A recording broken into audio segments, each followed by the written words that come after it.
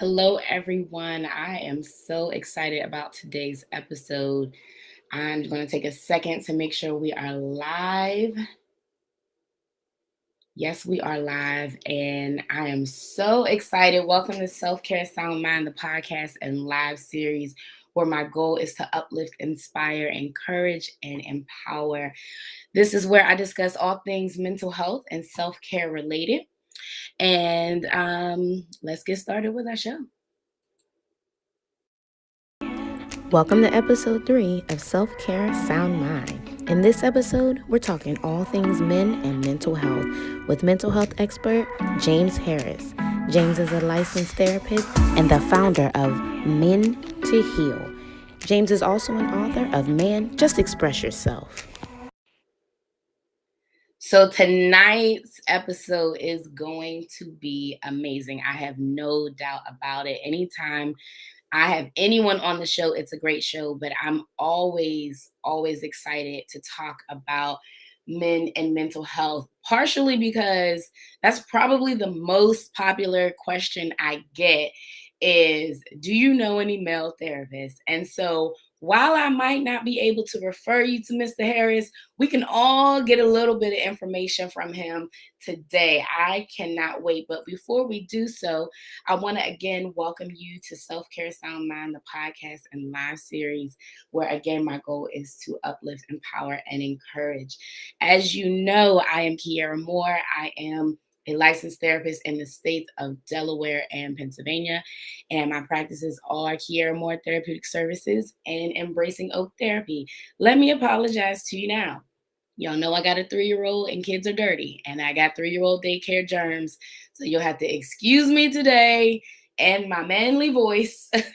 And who's just gonna get through it. I got some tea and cough drops, but I'm sure it's still gonna be a good conversation. So Embracing Oak Therapy, we are continuing to raise money for our free therapy campaign. You are more than welcome to donate at embracingoak.com. Nothing too big or too small. Um, we utilize that money to offer therapy for people who can't pay their co-pays or they can't afford their self-pay sessions if they don't have insurance. It is just our goal to make sure that we are helping as many people as possible. So again, you can donate at embracingoak.com. And I wanted to also share with you, I am doing a giveaway. So if you are following me on Facebook and Instagram, you know that I have a post up about my self-care sound mind circle. Now, this is a paid membership where you get exclusive content, self-care, access to self-care events. And for those of you who want the VIP circle, you are able to get one-on-one coaching. Now, the giveaway is for 4 memberships, 6 months free, okay? But I noticed yesterday a lot of y'all didn't read the directions. You got to like the post, share it, and tag someone that you know is in need of self-care. Now that that is all out of the way, I am super excited to have my special guest. I'm going to welcome him now to the show. Mr. James Harris is a mental health expert. He he's an author and he's the founder of Man, Just Express Yourself. And this book, let me tell you something, okay? I've already given the link to my male clients and I cannot wait to get into the conversation today. So let's welcome Mr. Harris to the show. Hello. Hey, what's going on? Appreciate you for having me. I am so excited to have you on today. I wish my voice would allow me to express my real excitement, but I cannot wait to dive into this conversation. But first, please tell the people who you are and the wonderful work you do, about your shirt, about your books, about all of it. Oh yeah. So I'm James Harris. I'm a father, a veteran, entrepreneur, and a therapist. I do private practice as well as outpatient therapy. I'm located right here in Richmond, Virginia, so not too far Okay. from Delaware. Okay. Um, so I founded a movement called Men to Heal, which focuses on men's overall wellness, their mental health, physical health, and of course their emotional health. And it's pretty much to get men back focused because oftentimes they are reluctant to seek services, whether that's getting yearly physicals or going to the doctor or just talking to a therapist, unless they're in the barber shop or mechanic shop or just with our boys or whatever. So that's pretty much why I formed the movement. And I'm also the author of a book called Man, Just Express Yourself, which I just seen you put up. So I'm glad you were Yeah, able to put that up. Um, get the book, y'all. Get the book. I'll make yeah, sure yeah. it's in the comment section. So it's a good tool for, of course, fellow therapists. They can use it as interventions in our sessions or just put it in our lobbies for conversation starters. But it's good for parents with, teen sons who experiencing those growing pains or they want them to be Mhm. more active with themselves. And of course, couples can get it. It's a great tool for, the wife or the partner to get this book, highlight a couple chapters, give it to the male in our life, and they exchange dialogue over dinner or date night. So that way it doesn't feel like a chore to the man. It feels like something to enhance their relationship. So Love it. yeah, I've been finding great benefit of that from a lot of couples. And of course my fellows can grab the book just so, if they want to continue to grow within ourselves and learn different things. Within the book, it talk about trauma, grief, abandonment, self-care, displacement, so many different topics, feelings, emotions, just different things that men often don't talk about. So, it's a good tool. And I also have a YouTube channel too with different videos on there, and I'm Okay. monetized now. So, definitely going to continue to support that. Okay. I might need you to talk to me about that off camera. Okay. Yeah, we can do it. Congratulations on that. So the first thing you said was about men not going to get help when they need it, right? Whether it's the doctor or a therapist or whatever. Why is that? Where do you think that comes from? I mean, it comes from different reasons. Some of it is cultural, some of it is just ego. And to be honest with you, we got to understand that people were raised differently. Yeah, So it's a lot of stigma within society, especially towards the men and vulnerability, creating a weakness, and just, religion also plays a part in it. Some people yeah, still feel that they can pray it away, so it all depends on where you are within that spectrum. But I think now it's migrated to let me at least seek help or try yeah, some therapeutic, which is a good tool, but it definitely doesn't replace actual therapy. yeah, yeah. And you know what? I love working with women. I love working with Black women. I love the whole empowerment. I got my whole, drop your cape book when, take off the superwoman cape, right? I love all of that. But let me be honest, I really enjoy the men on my caseload. I really have a wonderful time working with them and seeing them just go from being a rock to really being open and expressing themselves and being able to say what they need and advocate for themselves. And it's funny because I have one that I've been trying to get to really think about what it is that he wants, right? And I asked him to write it down. He's like, you mean like you want me to get a journal like with flowers? And I'm like, I didn't say it had to be a journal. You could so you could write it on a post-it. You could write it on anything. Like I didn't say it had to be like flowers and butterflies. But then literally that next time I saw him, I was like, I got something for you. Okay. Ain't no flowers and butterflies on this. Let me send you this link and you gonna write in this book, right? And so I think it is so necessary, like what you are doing is literally like the key to really open it up. And I agree with you where there's a lot more acceptance, right?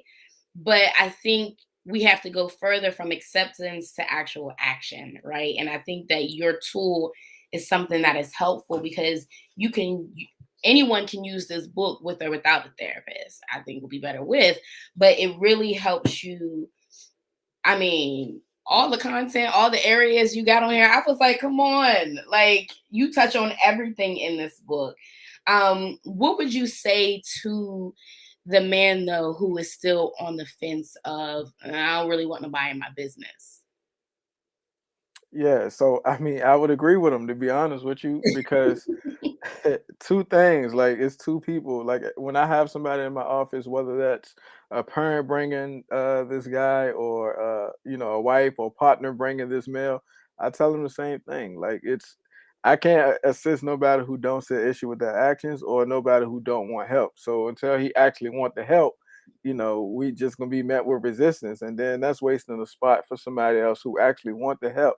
So I would prefer that that person who knows himself better than I do, I agree with him. Like, yo, continue to do what you gotta do in a safe manner. You Mhm. know, I'll be here or any other therapist to be here once you're actually ready. But, like I don't believe in forcing people to seek help. People Right. got their own autonomy of how they dealing with things. Now, are they dealing with things in a proper way? Are you conducting yourself or addressing these impairments or maladaptive behaviors?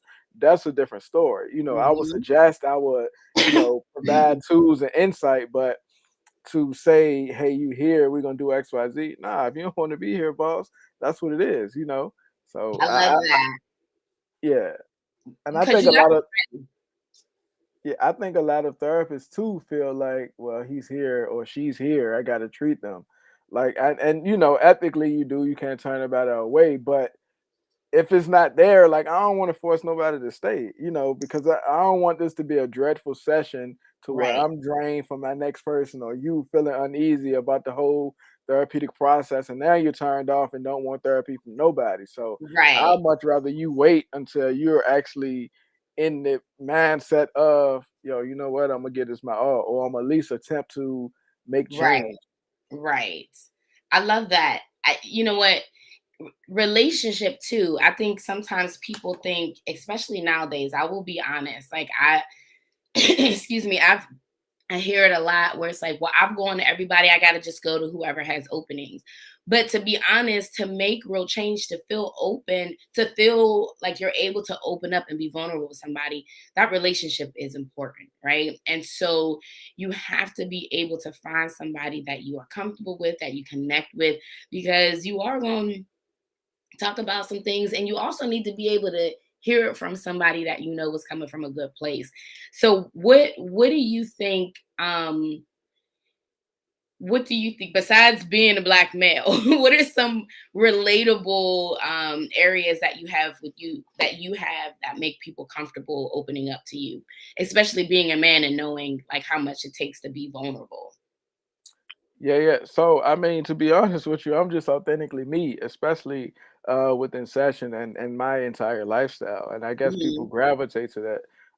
And specifically for the people that's on my social media or live in my area, they know me for just being genuine, just being open with not only therapy or my challenges or my relationships or, parenting or whatever. I make sure that I provide the insight, one, so people wouldn't have to have the same issues that I've had previously, or just so they can see, like, oh man, I'm not alone in this thing. So for me, I just want therapy to be a relatable experience. And part of the reason why I am a therapist is because when I was younger, I was a ward of the state, so therapy was mandatory, and it wasn't a pleasant experience. So Mm, mostly culture reasons, older white therapists. I'm this young kid from the projects, and I felt that it was forced and disingenuous, and it was no rapport there. Fast forward later, during the army, 8 years, two deployments, one Iraq, one Afghanistan, same thing. Older white mm, therapist, no combat experience, so it was another foreign, unrelatable experience. So for me, I got back in and I felt that I can fill that void. And people wanted to be relatable, mhm. especially since access and availability is so far drifted within our demographics, whether that's being able to afford therapy or finding a therapist that look like you or Yeah, find a therapist, whether that's within your age range or your ethnicity or gender affirming. It's so many boxes that you will want for yeah, somebody to affirm you and make you feel comfortable enough to build that cohesive bond. So for me, I just feel like being authentically me and living my life, and it's been working. I've probably referred 3 to 5 people a day to different people in different places, yes, just because people are hitting me up, whether that's the wife, the mom, or a brother, or the guy himself saying, "Yo, I need to talk to somebody. I seen you post XYZ." All right, cool. I can only see clients in Virginia, but hit up right. XYZ. So I've just been fortunate enough that people gravitate to it. And what you see is pretty much what you get. I'm not trying to be nobody who will have you feeling judged or feeling like you're less than. At the end of Mhm. the day, I'm a black man with tattoos, and I often use urban vernacular, ebonics. I sprinkle in my slanger and that again, but I'm genuine, I'm authentic, so people just gravitate to it. And people know when you're not, right? Mhm. Like it's full time I work out of middle school, and when you're not truly invested, they even the kids, they can smell you out, right? They know when you care and when they don't. And so when you are able to find somebody who actually does care and who understands you and who is able to talk to you on a level where you're actually like, okay, I can listen to you because I know you're coming from a good place. So shout out to here in Delaware, we have the Black Brown Delaware Therapist. So go there, blackbrowndelawaretherapist.com if you were looking for someone to work with. And then we have the cliniciansofcolor.org.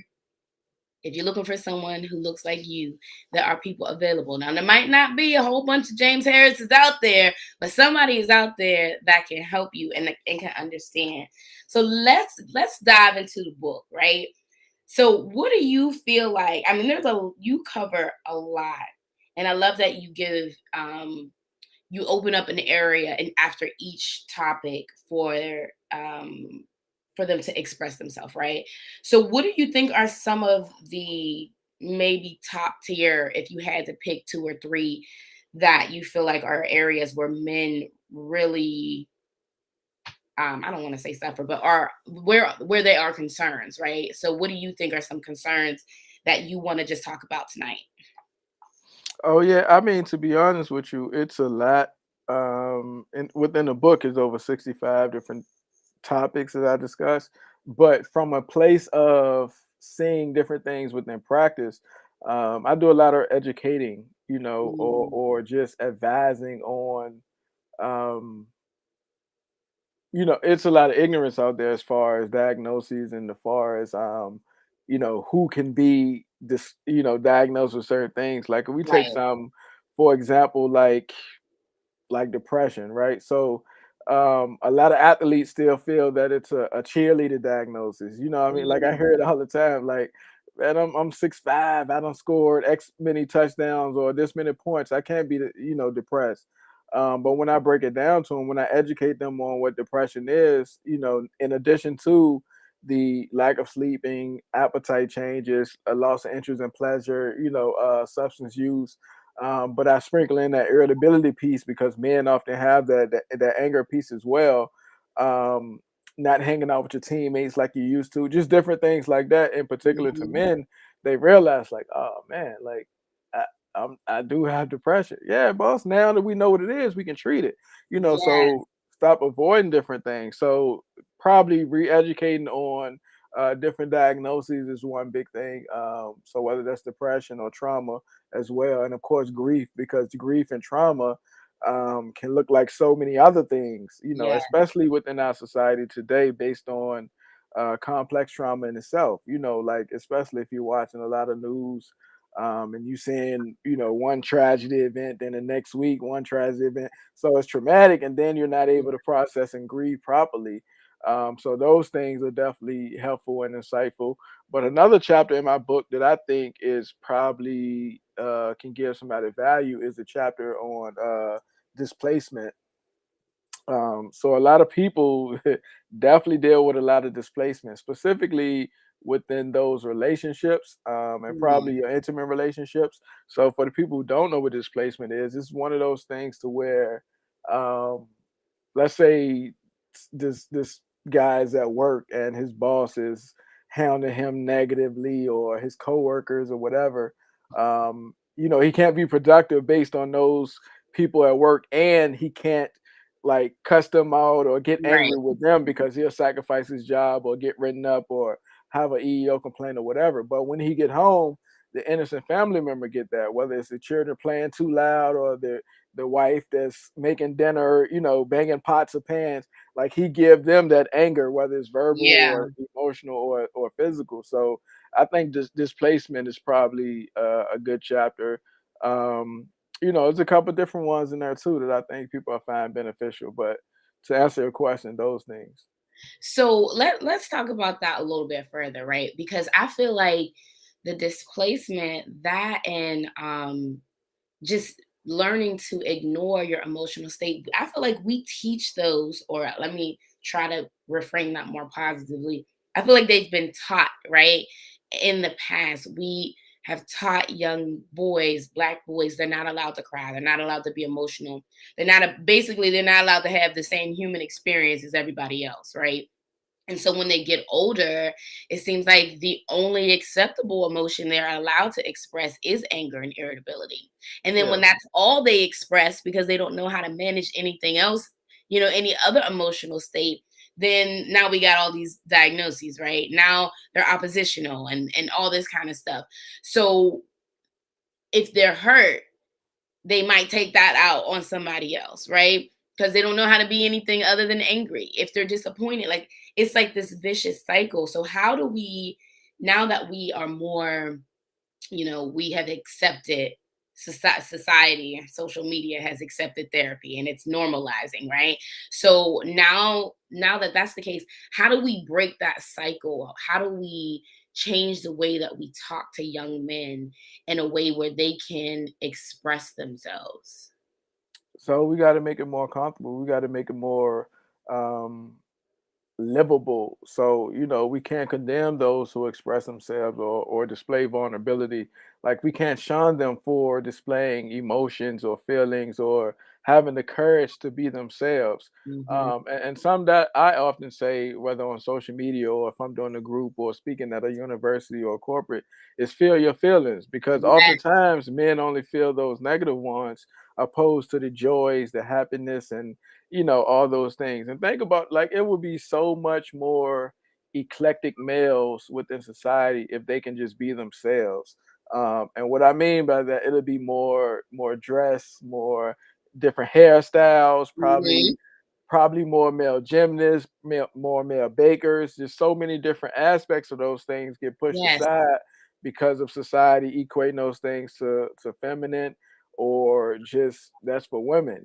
So if we can allow men to be themselves and be truly who they are, whether that's engaging, um, it'll be different. And also, I think we have to teach that social emotional learning piece at a younger age. So in Hmm. schools, in grade schools, because those things are fundamental within the development of people, not just men, not just women, Right. but people. Those are human qualities and human traits, and I I definitely think those things are definitely important.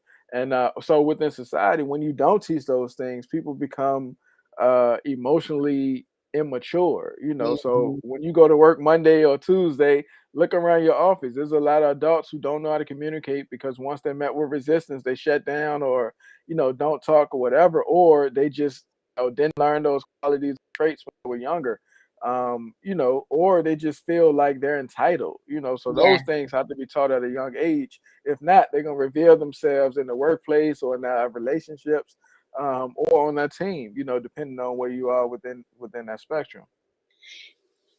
So I'm a little blown away about what you said, like your second point about how if we allow black men when they are black boys, if we allow them to be their authentic self, if we cultivated who they were as an individual and allowed them to be that as an adult black man, we would have a greater variety of everything. And you know what?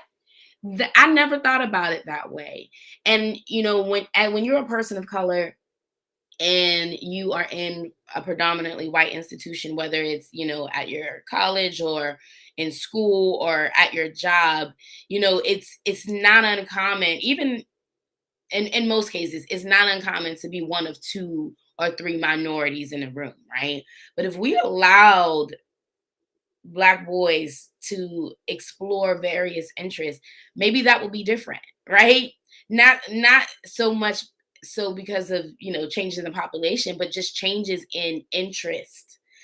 And there's a push for women to I'm all about women's empowerment, but I really feel like that is an important point that needs to really be stressed, is allowing them to be who they want to be and not having any fear or stigma or anything that would stop them from being their true selves, because otherwise we are going to create unhappy adults who are being pushed in an area where they really don't want to be, right? And I never really thought about it that way. So Yeah, no. and that's what happens. Like if you look around, it's a lot of people who are just being, and they living in the perception of others, which is unfortunate because again, they such amazing, dope individuals with tons to offer, but they can't offer it in fear of being rejected or embarrassed for being who they are, liking what they like. Like man, I grew up with some guys that can do all kinds of flips, but they wouldn't become a gymnast because of the uniforms or because Yeah. what I mean? Like I know Yeah. some guys who will give that can do probably everything that Simone Biles and them doing, but you don't really Mm, see black male gymnasts, within the Olympics. But they can right. it's so But many you that see can him flip. flipping in black. What little black boy don't like the backflip? Yeah, Right? Right? That's but of so course true. they're not wearing those tight uniforms and they're not doing XYZ. So those things, just different stigmas that play a part of that. Yeah. And also, to take it further as an adult, where do you think even the pressure to perform and provide that might also stop a person from pursuing a goal or a dream, right? Because they may feel like they have to stay stuck in the area. I know my dad has been at the same job for like 43 years doing the same thing. I don't know how he does it, but he came from that era where it's like you work, right? Like you might not necessarily give nothing else, but you work and you provide, right? And so it might not be that to that extreme nowadays, but there's still that, like, I got kids, or I got, you know, I have a family, so I have to do what I need to do, and I don't have time to be emotional, or I don't have time to get help. And that, I feel like that goes both ways with parents in general. But we miss, such a huge part, that if we don't take that time to get what we need to help ourselves, then we are not going to have the longevity that we need, right? We're not going to be able to be with our family as long as we possibly could if we don't get the help that we need along the way. That was just that was good. How did Yeah, so I mean, like, you, I don't see any human being made or born or birthed or existed just to pay bills and sleep. So it has to be more to life than that. So to be it has honest with to you, be. yeah. So to be honest with you, hopefully you're in a relationship or you just by yourself and you realize like, "Nah, I can do more. It's more that I can obtain than to just provide. Again, so within relationships, that's between you and your partner on how you develop and establish your household. So hopefully you do have a awesome partner who will want you to, hey, take the day off so we can just spend time with us and the kids or we can travel. So hopefully you are in a position. But I mean, I don't disagree that it is a lot of relationships or a lot of men feel that they have to constantly provide or Mhm. do, these things fit in those type of bubbles. But I definitely think it can be mismanaged at times because you definitely need that time for self care. You need that time to rest, to recharge.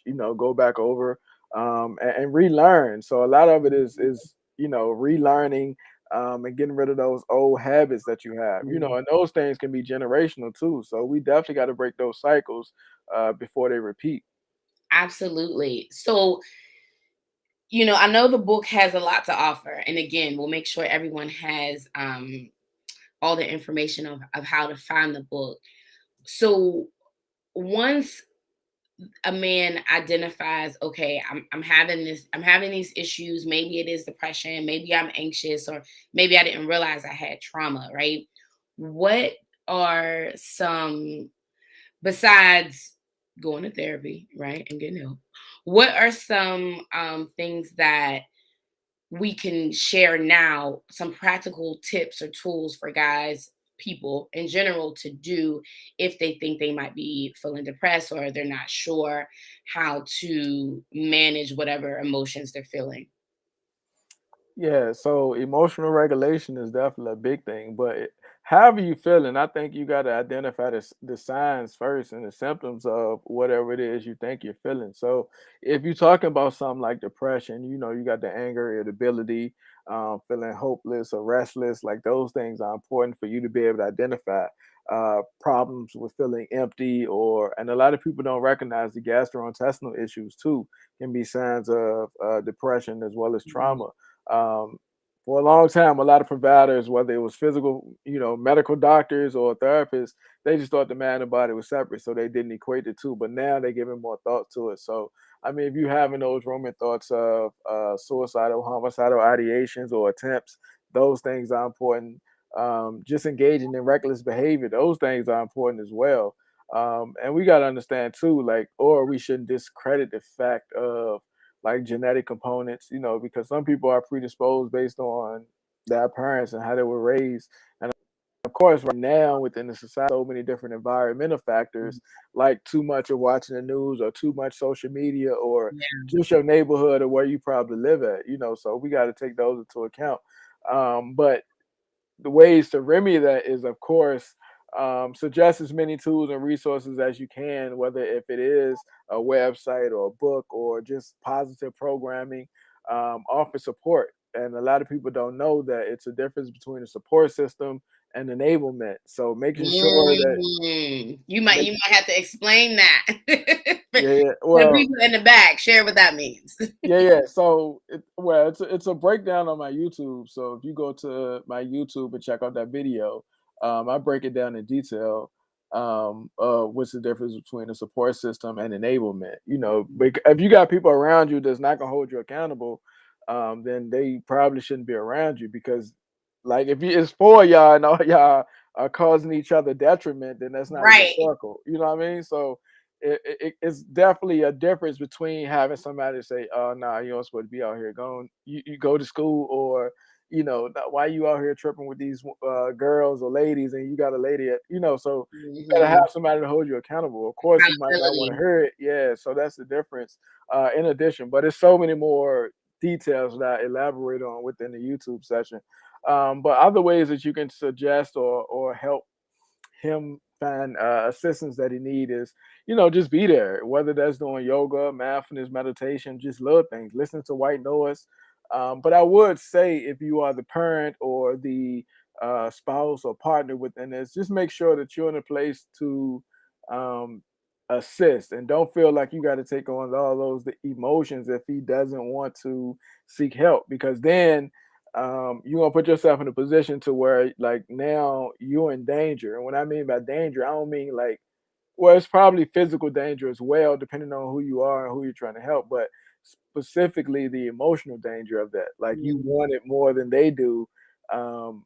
It's gonna feel forced and it's not gonna be something that he's gonna stick with, so it has Right. to be when he's ready. So continue to suggest, continue to offer or make recommendations, but don't feel like you have to put yourself in harm. So whether that's emotional harm or physical harm, because I've known some domestic issues to happen because she was nagging him to do XYZ. So Mm. don't put yourself in those positions. If somebody don't want to be helped, then Right. do what you got to do as far as your safety is concerned.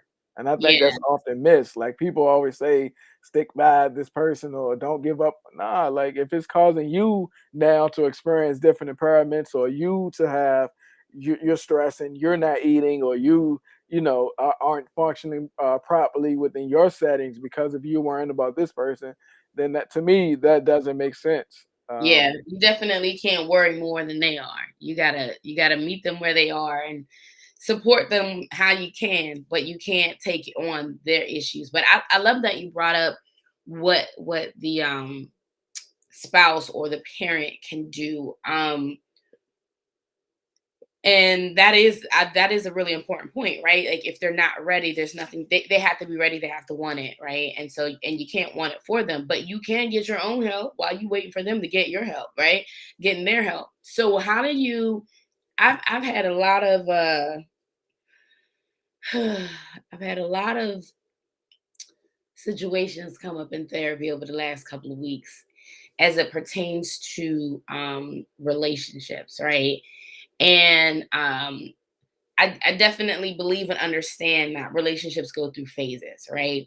And we're not the same people throughout the entire relationship. Meaning we all go through different things. Like if you're not the exact same couple you are after you have a child, right? Or after you go through a loss, right? And so there's a very individual experience as well as collective experience. So when one might be more emotional than the other. How do you what could you share about someone who finds that maybe the male in their life is expressing maybe an emotional experience, whether it's loss or just changes in the relationship, and the experience is much different? How can we What would you suggest to reconnect or to just support each other in that scenario? So that's a good question as well. And to be honest with you, a lot of people don't know the effects of parenting styles and attachment Mm, styles. Because again, like people grow at different paces, whether that's in a relationship or individual, and people have different resiliency levels, So just because you are at a certain place doesn't mean he or she is, and that you should be aware of that. But it's a breakdown of parenting styles, communication, and attachment styles on my YouTube as well. But for people who don't know, the attachment styles is of course secure attachment, anxious insecure attachment, avoidant insecure attachment, and disorganized insecure attachment. And those things will assist you in navigating not only where you are as a person, but of course where your partner is potentially. So yeah, it's best that at least try to understand or put yourself in a position to where you can see that it's based on you guys' attachment, whether it's how you was raised or where you are now. And ask yourself realistically, were we compatible or we were uh now, all in right a now. so and that happens. A lot of people don't know that they're not compatible. It's based on attraction or lust or whatever it is, or even a trauma bond. So those things can happen. Mm, So, it's you got to ask yourself all those questions. Because more often than not, like if you are with the person in those infancy stages, you guys are building, you guys are bonding, and it's a genuine relationship, then you guys are going to grow together mentally as well yeah, as the relationship piece. But if it was based on something else outside of that, the fulfillment wouldn't be the same. You know what I'm saying? So if you mhm, guys are not having those common core compatibilities, it's going to be difficult because if you want the nice house and cars, and that's not where he is, but y'all together, your ambition and his ambition gonna be different, and vice yeah, versa. Or if you want multiple kids and she's cool with one, so it's a lot of that early work that should be done, especially within relationships. But yeah, again, a lot of it get lost within that compatibility phase yeah. for something else. I love how you broke that down. So, one thing that and I know it looks different for him, but one thing that I have, um, I won't say I have trouble with, but I try to nudge my husband to do is to just do things for him, because I'm gonna get my self-care in. Okay. Don't nobody got to coerce me to take care of me. I'm gonna do it and let you know this is where I'm going, this is how long I'm gonna be gone. But I noticed that especially I can say I'm like, okay, like you need some self-care. You stressed, like you need some self-care. You need to go just not work just to, so how can you encourage men to implement self-care? Or maybe they're just like, because my husband's like, I don't know what to do. Like what, we don't do this, right? So what does self-care look like for men? Yeah, I mean, so don't generalize it as to men because I definitely do my fair share. And I know a lot of other fellas too Well, they might need some examples. who indulge. Yeah, yeah, no. So I mean, ain't nothing wrong with it. So to be honest with you, definitely find something that you passionate about and make it a joyful experience. But for Right. me personally, I hang a lot with family, do a lot of traveling. pre-pandemic. I was stamping the passport up. So now it's more secluded within area or region. But of course, exercise, journaling, listening to music, just relaxing and deep breathing. Right. Like pampering yourself. I know a lot of guys feel that that's a feminine trait, but do what's best for you. You know what I mean? I get my nails done, my feet done, and all that. So you gotta find joy in little things and find like little sections of peace so you can reset. That's the main thing. Right. But if nothing else, you definitely should probably rest, because that's a part of recovery. That's a part of rebuilding yourself. And then if you Yes. just sit down long enough, you'll become mindful and declutter all that negative information that you probably received. And self-care too, to be honest with you, can be modifying what you intake, not just from Absolutely. a visual standpoint, but from a dietary standpoint. So, what you're eating, what you're watching on TV, or what you're strolling on social media, like those things can be self-care as well. Because once you moderate those things, because all information is not good information, Hmm. you have to cipher through. So that right there can cause you less stress. Like if you ain't check the gram or Facebook in an hour or so, and you realize like you ain't know what was going on, or you realize you're not as upset or engaged as you would have been, Hmm. or if you ain't listening to this song on the radio or see this movie with somebody doing something, you didn't get triggered as Hmm. you probably would. So those things can definitely be self-care as well. I love that. And the main points I really caught on to. So rest, right? Rejuvenating, decluttering your mind, exercising, all of that. I love how you broke that down because really it is just taking care of you, whatever you need, right? Whatever makes sense to you. That's what you should be doing. You should be feeling rested, rejuvenated, revived. If you didn't, maybe you need to do a little bit more, right? Maybe you need to implement that in your life. I think we as a society are always on the go so much that we really find a hard time resting. And I know that I'm not the only person that when the pandemic hit, I was like, yo, I don't know what to do with myself. Like, I don't know what to do because we had to sit down. And then I still didn't sit down. I published 5 books. Like, what was I doing?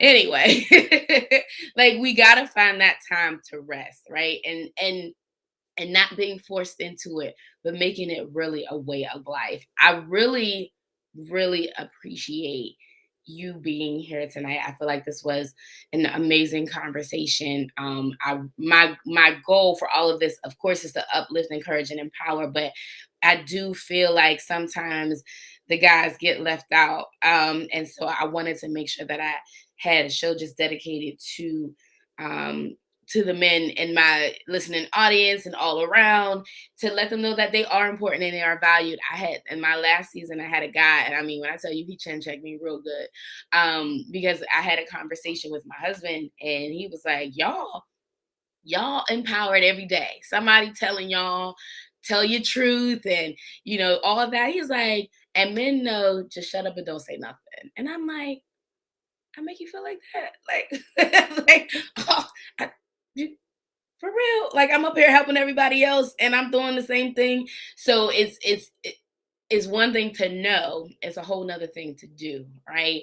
And so I want to make sure that even the women out there are making sure that they are providing a safe space for the men in their life, children, and uh, parents, friends, making sure that the men in your life also have a safe space. And if they don't know anywhere else to go, that they can at least come to you and y'all can work it out together. So I appreciate, tell everyone where they can find you, where they can follow you, all that kind of stuff, where they can get your merchandise. Let the people know. Yeah, yeah. So I think the easiest place is probably my website, www.mentoheal.com, mentoheal.com. And from there, you can purchase a copy of the book, which is also on Amazon, Barnes and Nobles, Target, Walmart, pretty much anywhere Oh, books yeah, are come sold. on, Target. Yeah, yeah. We really need to And of talk. course, you can subscribe to my YouTube channel from the website as well, and my contact information, social medias, email, all that stuff is on the website as well. Thank you so much. I really appreciate it. I feel like I met a celebrity tonight. I know I just see you all over social media, but I feel like every time I find a black male therapist, I'm like, y'all are truly the unicorns. I know y'all exist, but the minute somebody know you got availability, it's like it's gone. So I want to make sure and just highlight and let the world know that y'all are here and y'all are helping and y'all are changing the narrative and healing one black man at a time, and with platforms like this, multiple at a time. And so I really appreciate you. I know that sometimes I know the work is rewarding, but it can be a thankless job sometimes. So I appreciate the work that you are doing. And I can't thank you enough. I'm going to hold on one second. I'm just going to let everybody else know who's going to be on the show. This is a little bit of a different month because our schedule is all out of whack. But I got some wonderful people coming up. I'm gonna put you in the waiting room before we go, and I'm gonna let everybody know who is on the show next week. We are gonna be talking about nutrition and mental health. So stay tuned for all of my announcements. Don't forget to follow me at Kiera More Therapeutic Services. Don't forget to donate to our free therapy campaign at embracingoak.com. And stay tuned for our next show, which will actually not be in 2 weeks. It'll be next week at 6 o'clock.